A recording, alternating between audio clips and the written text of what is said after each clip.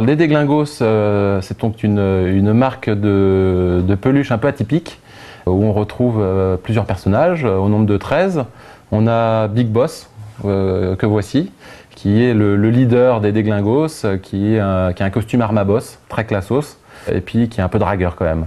On a donc 13 personnages, Big Boss, on retrouve Ratos le rat, Milkos la vache, et donc ils ont évidemment tous des noms en hausse, ces Déglingos, parce qu'ils parlent aussi en hausse, ils disent pas classe, ils disent classos, ils disent pas cool, ils disent coolos. La création de l'univers a été très important dans le succès de la gamme.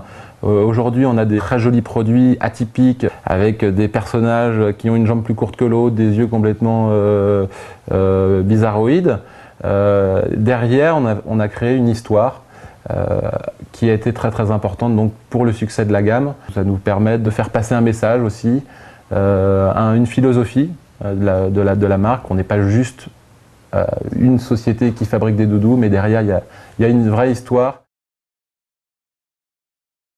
Ça nous a permis aussi de nous développer énormément à l'export, de faire connaître les Déglingos, de trouver de nouveaux partenaires, des distributeurs, des agents, des clients.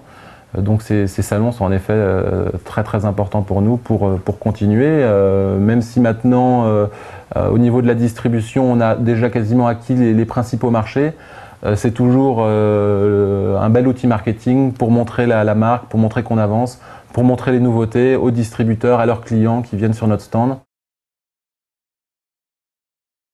J'ai pas fait d'études de marché, alors ça va peut-être en faire rire beaucoup, mais c'est vrai que j'ai cru vraiment au produit, à l'idée que j'avais, donc faut y croire. Je pense que quand on y croit, quand on veut y aller, quand on veut réussir, il faut faire peut-être un minimum d'études, de regarder ce qui se passe, mais c'est surtout d'y croire et de croire en son projet et d'avancer coûte que coûte et de pas forcément écouter ce qu'on dit à droite et à gauche forcément, parce que au début, nous les Déglingos, on les trouvait complètement, certains quand même complètement fous, justement parce qu'ils étaient atypiques, et puis finalement ces mêmes gens qui nous critiquaient au début sont les premiers consommateurs maintenant.